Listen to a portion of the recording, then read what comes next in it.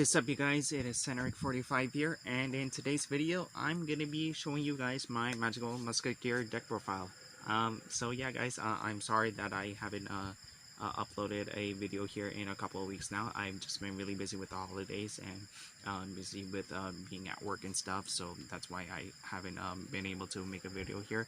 But I'm back now, and hopefully for the start of this year I should be able to start uploading more content for you guys, and I hope you guys are looking forward to that. So feel free to subscribe to the channel if you're ready for that. But anyways guys, I'm just here to show you guys my magical musketeer deck profile. This is the deck that I play with at my locals the most, because of the versatility it has against a lot of matchups, and the fact that my deck is basically almost like my hand trap. Has a bunch of hand traps that I can just activate during either player's turn. Is just crazy to me. And yeah, I'm gonna be showing you guys the deck profile, and just some things that I want you guys to keep in mind while we are doing this is that one, I am using a few banned cards here. So if you're playing the TCG and you see a few banned cards, at least you know that you're prepared. And two, a lot of these cards are fake. I do have a few legit cards in this deck, but not that many. It's only because I can't really afford a lot of the cards here in this deck, so that's why that's why these cards are fake. And yeah, if you guys are okay with that and you don't mind, you know, any of those changes, then feel free to watch the video, and I hope you guys enjoy. Feel free to like, comment, subscribe, and let me know what you guys want to see next for my next step profile or anything else in general. And without further ado, let's just go ahead and get to the deck profile. So yeah guys, this is going to be a 40 card deck here, and obviously we're going to be starting with the main deck, starting with our monsters here. And for the monsters, the main one that we're going to be starting with here is obviously 3 Caspar. So basically this is your searcher of the deck, and basically all the magical musketeers have the same effect, wherein as long as they're on the field, you can activate any magical musketeer spell or trap from your hand during either player's turn, and they each get their own effects every time a card is being activated in their column, whether it's your whether you're activating it or your opponent's activating it. And basically Caspar is just the searcher of the deck, because when a spell or trap is activated in Caspar's column, you get to search for any magical musketeer card that you need from your deck. And he's just really good at getting your combo pieces depending on your matchup, so you can search out stuff like Cross Domination, Desperado, Last Stand, and many other things in the deck. And he's really needed 3-up in the deck, because he gets everything that you need right away. Yep, that's why he's here. Then next, I am playing 3 Starfire. So yeah, same thing.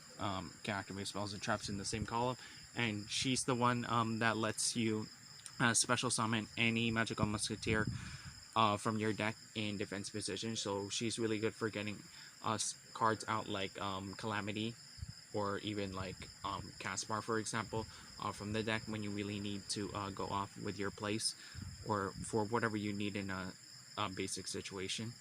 And yeah, that's why she's here. Then next, I am running 3 Kid Brave. So he's your draw power of the deck, and basically when a spell or trap is activated in his column, basically you get to discard any spell or trap, any magical musketeer spell or trap from your hand, and then you get to draw 2 cards. So yeah, it's like a walking pot of greed for the deck.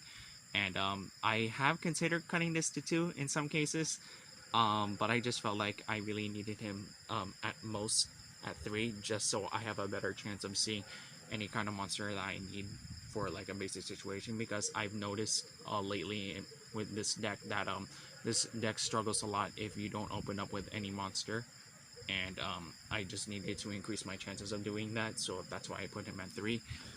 And next, for our 2-ups, I am running 2 Calamity in the deck. So basically she's the one that lets you target a magical musketeer monster in your graveyard and special summon it in defense. So she's really good for getting out your other plays. going depending on your situation. So if you have something like Calamity or if you have something like Caspar or even like a Starfire in your game, you get to get them back from the game for later on plays later on, and then it's just a really over a good extender of the deck. And you could also cut her to 1 if you don't want to see her that often, or if you don't really need to special summon for the game. But I just kept her at 2, basically mostly for the Utopia package that I'm running. So yeah, that's why she's here. And next, I am running 2 Doc. So basically, Doc is the one that helps you keep your recursion going in the deck, because when a spell or trap is activated in Doc's column, you get to basically target a Magical Musketeer card in your grave and add it back to your hand. So he's just really good for getting your plays going later on in the game for grind, and he's really good for reoccurring your resources every time you need something from your grave to activate later on.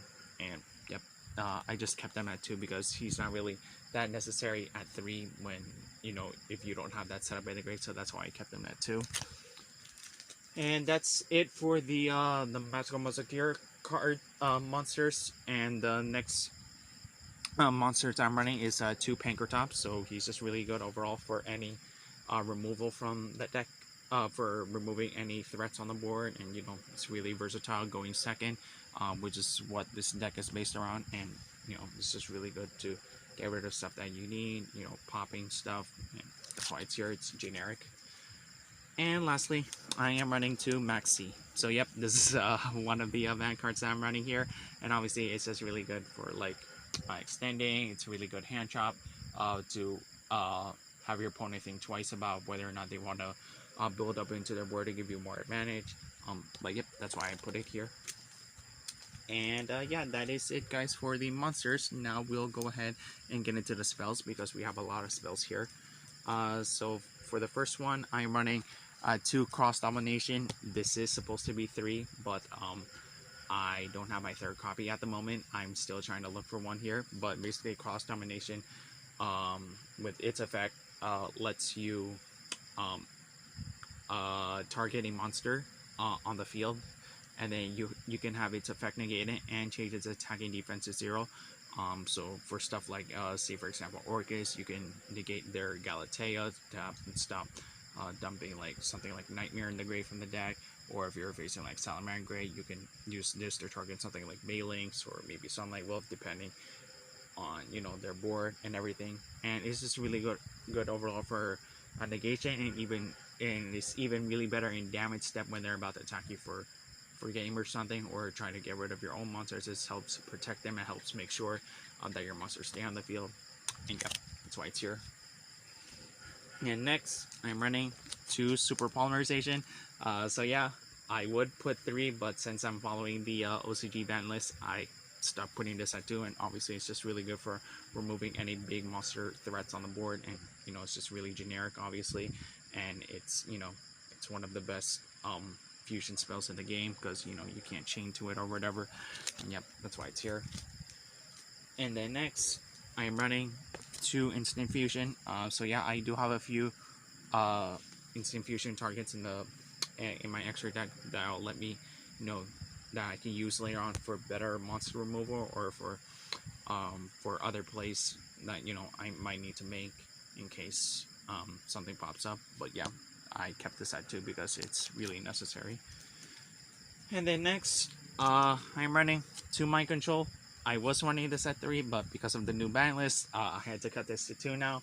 But yeah, Mind Control is just really good for matchups like Thunder Dragon. You can just take their Colossus for free, link it away, make it into something else, and it's just really good for just big removal, or for beating out stuff from your opponent when you need them to.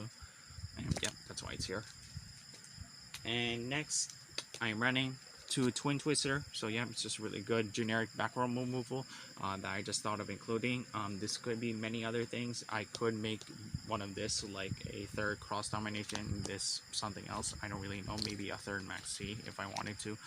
But this is just really generic. It's just really there just for back row removal, because you don't really care that much about discarding things unless you have something like dock set up on the field. You won't really care about the discard cost for this. So yeah, that's why it's here. And then next, I'm running one Harpies Feather Duster. So yeah, that's just more back removal and for more baiting. I usually use this more for baiting. Sometimes I do get to resolve it, but mostly it's just here just to get stuff out of the board from my opponent's back row when I need to. And yeah, that's why it's here. It's pretty generic. Then next, I'm running one Steady Hands. So Steady Hands basically is the one that lets you target one of your Magical Musketeer monsters, and then you get to double its attack and defense until the end of this turn, and it will allow you, I think, to attack directly if you activate this card. But yeah, that's why it's here. It's just a really good card if you really need that little extra damage to keep going with with trying to maybe OTK your opponent if you can, but that doesn't really pop up as often, and that's why I put it at 1. Then next, I'm running one Monster Reborn. So yeah, it's just a really good extender and free advantage.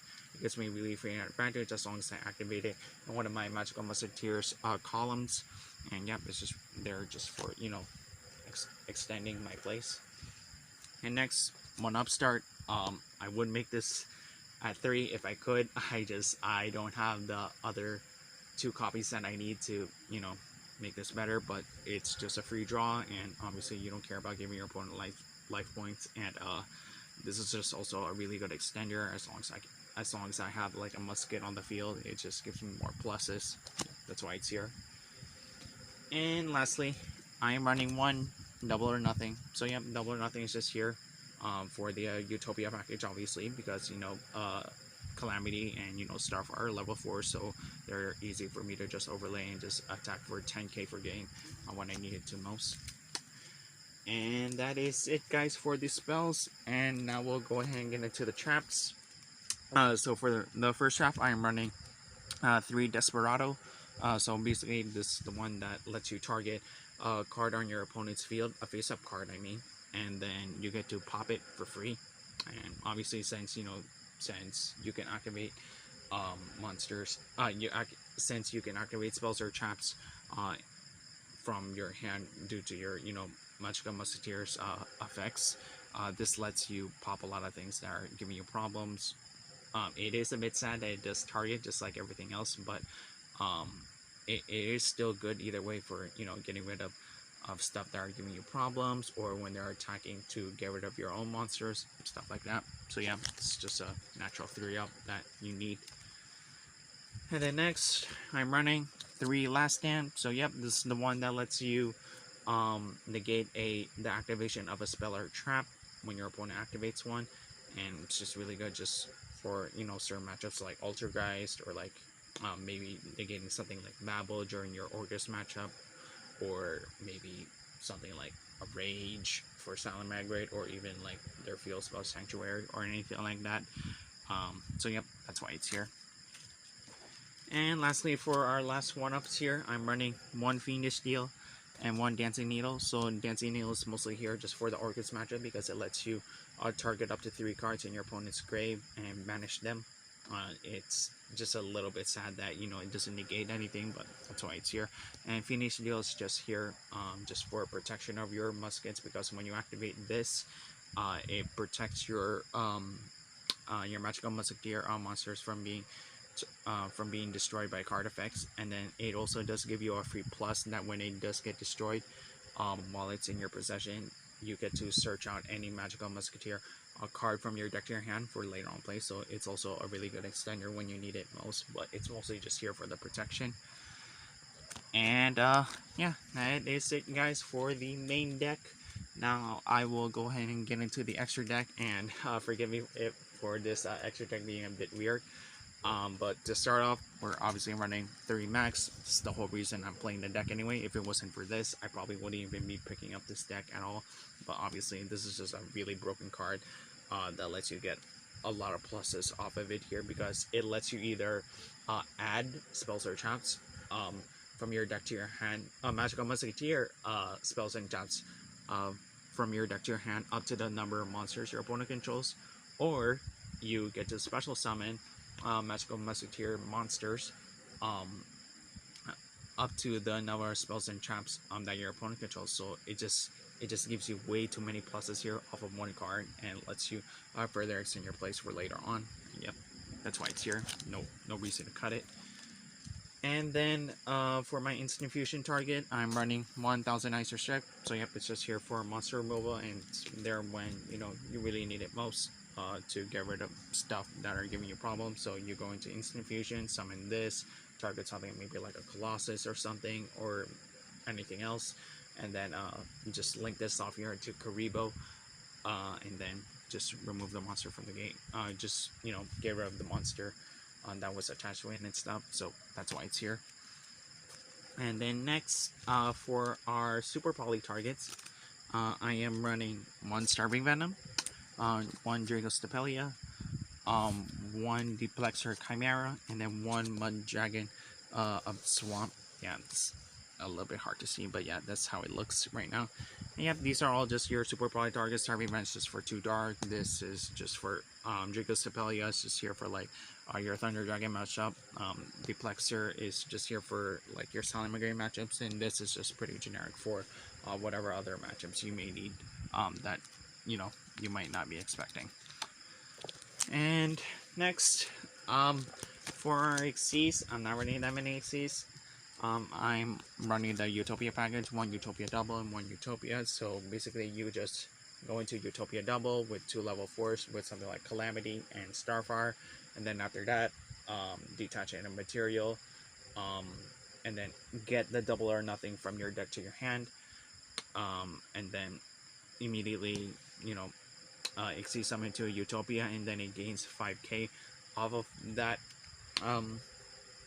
effect, and then later on you can attack with Utopia, negate its own attack by detaching material from it, and then later on activate double or nothing to get it up to 10k. Yep, that's why it's here. It's just basic OTK. And then lastly, for our last monsters here, this is a little bit weird, but I am running 1 Warlord Dragon and 1 Underclock Taker. These were supposed to be Phoenix and Unicorn, but I can't find mine. I don't know where I put them here, but I just use these as substitutes.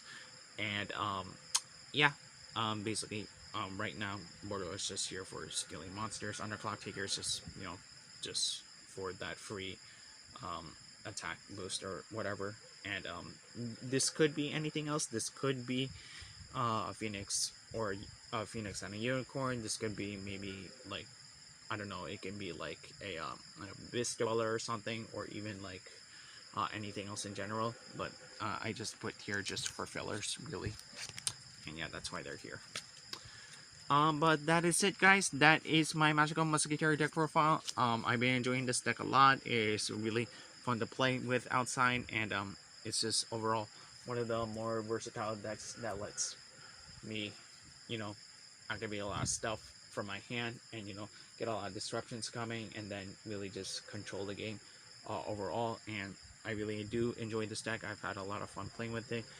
And I hope you guys did enjoy this deck profile. If you did, feel free to give this video a thumbs up. Let me know in the comments below, guys, what you guys want to see next for my next deck profile, or for whatever you guys want to see. And feel free to subscribe to the channel if you enjoy my content, and if you want to keep up with what I'm doing. And that is it, guys. Thank you so much for watching. This is Henrik45 signing out.